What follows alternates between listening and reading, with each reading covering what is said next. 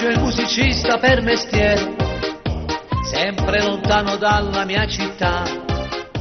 La mia ragazza non è più contenta, la mia mancanza avverte sempre più. Per dare vita ancora al nostro amore, da più di un anno si è messa a studiare uno strumento veramente raro, e a forza insieme a me muovo suonare.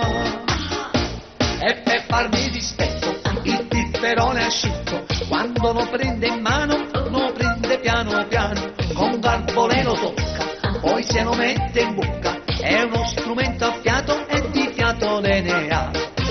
Le mani su, le mani giù, come farfalle le sue note vanno su.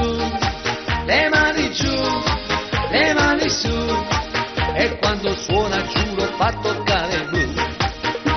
Il piffere è un diletto, lo porta pure a letto, e spesso in nottata mi scende un po' suonare. Vuoi suonare sì o no? Vuoi suonare sì o no?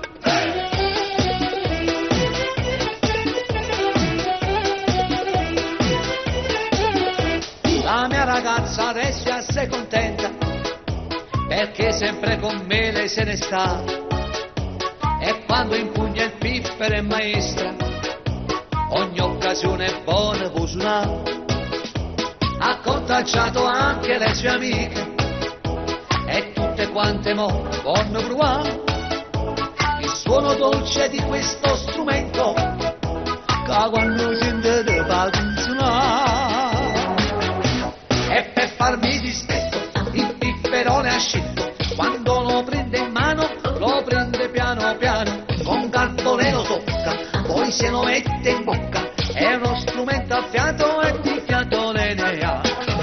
Le mani su, le mani giù, come farfalle le sue note vanno su.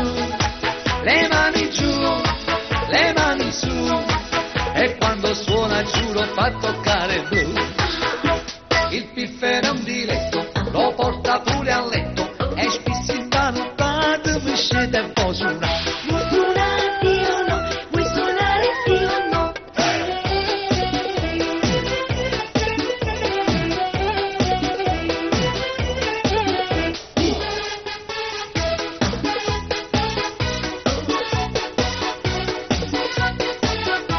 Il piffere è un diletto, lo porta pure a letto, e spesso in nottata mi scende un po' suonare. Vuoi suonare sì o no? Vuoi suonare sì o no? Ah, che suonata!